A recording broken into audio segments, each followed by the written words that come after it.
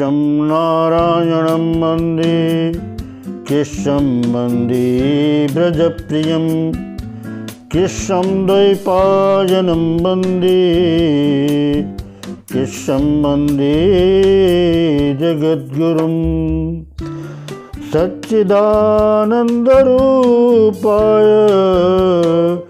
विश्वोत्पत्त्यादिहेतवे तापत्रय विनाशाय श्रीकृष्णाय वयं नमः।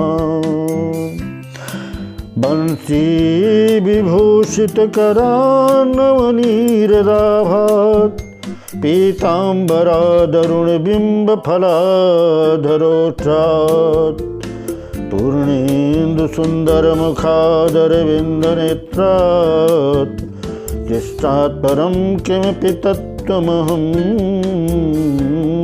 न जाने। गोविंद की कृपा से हम गीता पारायण करते हुए अध्याय 2 के 39वें श्लोक तक आप पहुँचे हैं। आज हम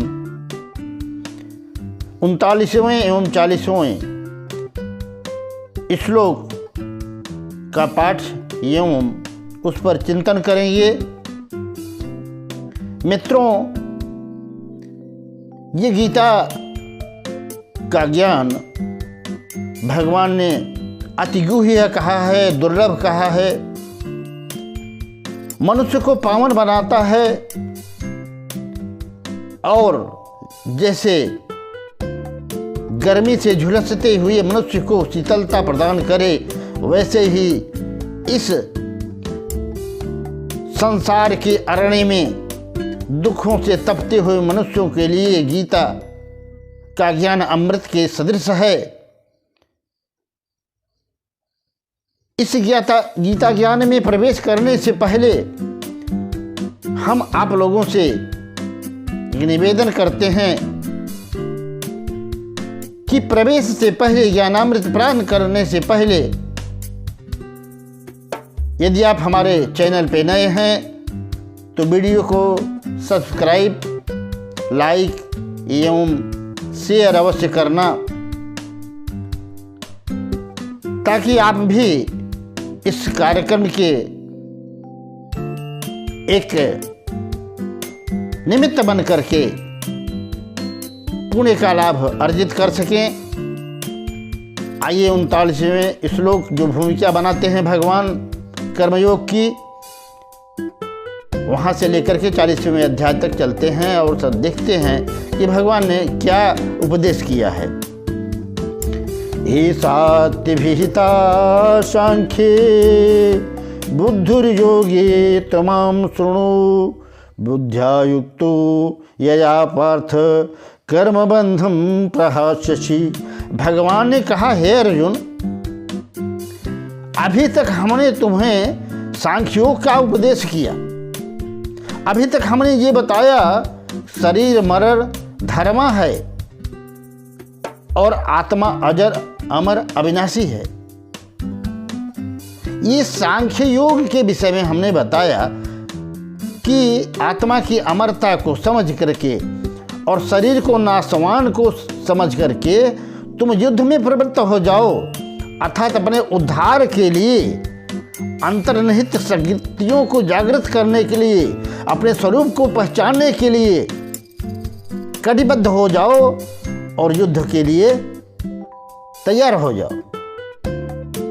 परंतु अब भगवान कहते हैं एक दूसरा साधन भी है। क्या? कर्मयोग।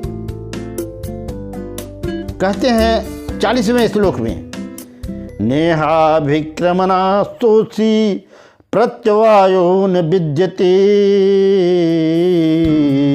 स्वल्पमप्यस्य धर्मस्य त्रायते महतो भयात्। नेहा, अब आप नेहा ऐसा नहीं सोच लीजिएगा किसी व्यक्ति का नाम, न यहा नेहा, ध्यान दीजिए, न इहा, इहा माने इस, न माने न, अभिक्रम, नेहाभिक्रम, नाशोस्ति, न इस, अभिक्रम माने आरंभ का नाश नहीं होता। नेहाभिक्रममानोस्ति प्रत्यवायो न विद्यते। भगवान क्या कहते हैं, इस कर्मयोग रूपी धर्म का आश्रय ले लेने पर इसके आरंभ का नाश नहीं होता और इसमें किसी प्रकार का गुण का क्षय भी नहीं होता। और स्वल्पमप्यस्य धर्मस्य त्रायते महतो भयात्। हम कहते हैं,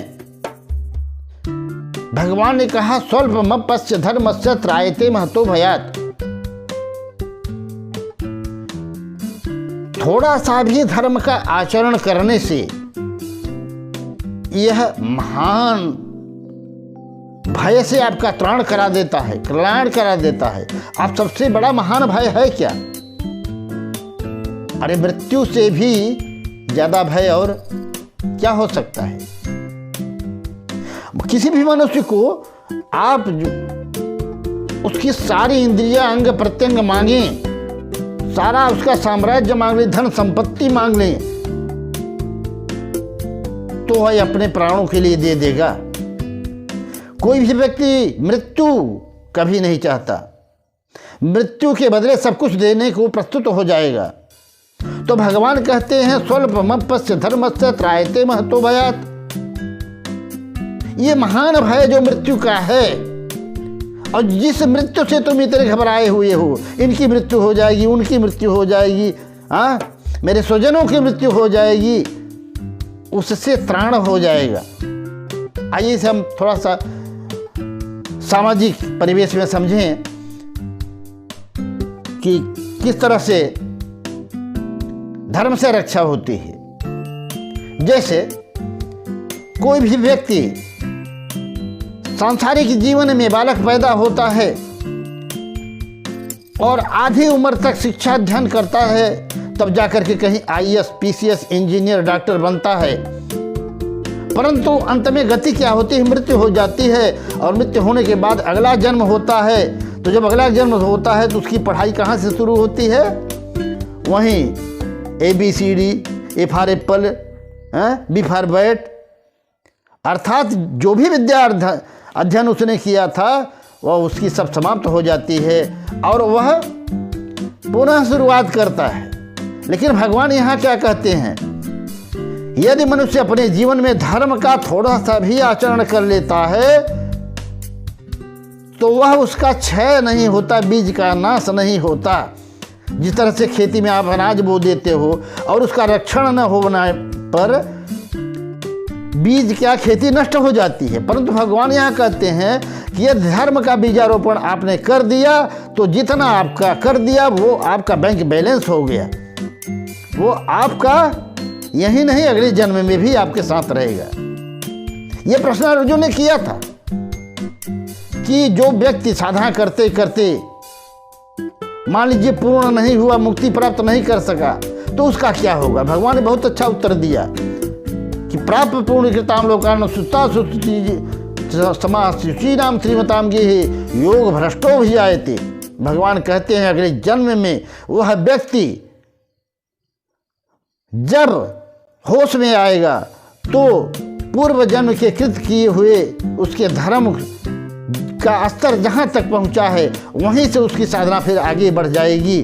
अर्थात उसके विद्या का, धर्म का जो अर्जन किया है उसका नाश नहीं होगा, वो अगले जन्म में भी काम आएगी। भगवान के कहने का आशय यही है कि हम लाभ हानि, जय पराजय का परवाह न करते हुए कर्मयोग रूपी धर्म को अपना करके अपनी मुक्ति का प्रयास करें। प्रेम से बोलो राधे राधे, जय श्री।